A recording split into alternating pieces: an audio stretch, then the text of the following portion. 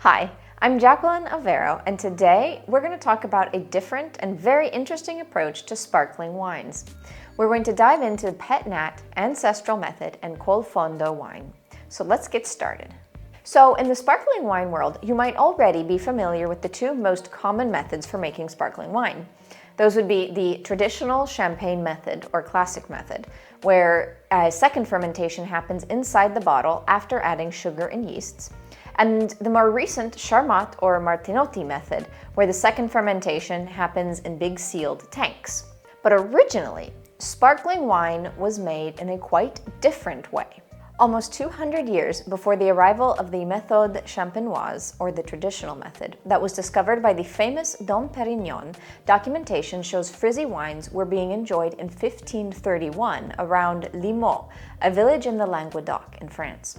But sparkling wine has been around even longer than that, as the first mention of fizzy wine was recorded around 20 AD by Pliny the Elder.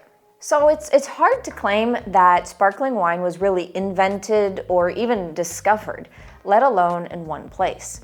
This is most likely because sparkling wine started out as the result of a happy accident. The sparkles were in fact the result of a natural process where cold winter temperatures arrive early, naturally chilling the wine while it's still fermented, causing the yeasts to go dormant.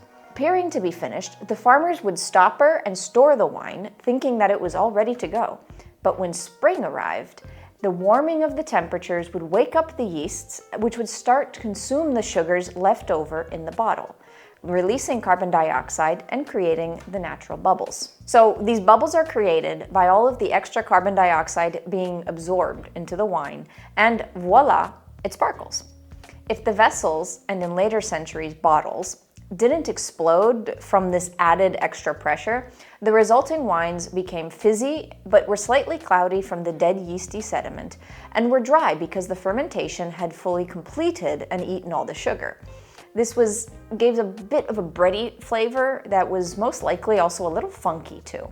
This way of producing wine is what we now know as the ancestral method. Nowadays, many skilled winemakers try to make wine in such a way on purpose, applying both new and old winemaking techniques to give the highest quality possible to these sparkling wines.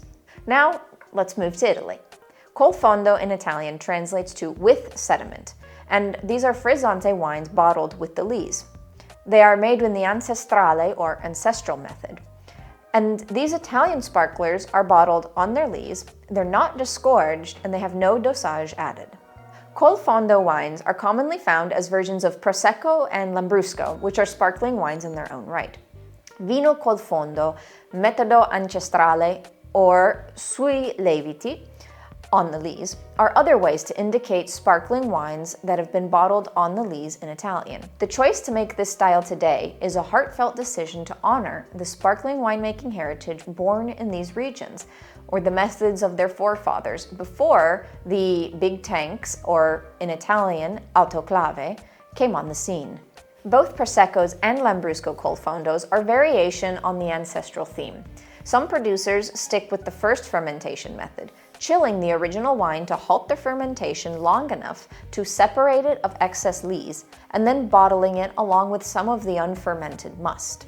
Pèt-nat is an abbreviation of pétillant naturel, or naturally fizzy, a French term for sparkling wines purposely created in the ancestral method by putting a partially fermented wine in the bottle and corking it in order to make the light bubbles. It was in the 1990s that winemakers in the Loire Valley intentionally set out to create sparkling wines in this simpler style, using quicker, less expensive processes than the traditional method wines they were also making. As in the ancient traditions of winemaking, the bubbles are created during the first fermentation, without complicated steps, technology, or equipment. The lees remain in the bottle and are usually not disgorged. Since only the consumer opens the bottle, these wines have no added dosage to sweeten the finished wine. The resulting wine is lightly fizzy, pétillant, and cloudy, dry, or brut nature, tart, and with a little funkiness and texture on the palate. There can be bready or herbaceous notes that come from the extended contact with the lees, and some often describe these wines as almost cider-like. Because of the ongoing yeast contact and autolysis, Each bottle is unique and evolving until the moment of pouring. The wine you taste today may present differently in your glass a few weeks later. To really understand these special wines, we suggest you try some pèt-nats to taste for yourself the uniqueness. We at Vero have a great selection of pèt-nats and other ancestral method wines. Wines like this Col de la from Col de Balt winery.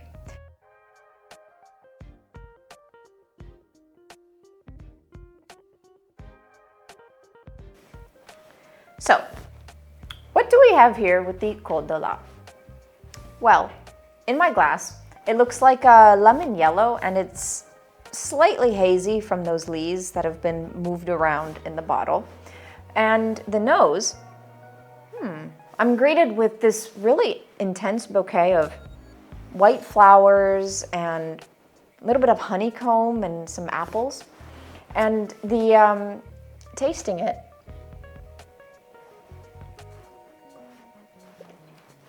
the bubbles are smooth and they give way to a really nice, juicy, tart flavor that has underripe pineapple and some salted lime even in it.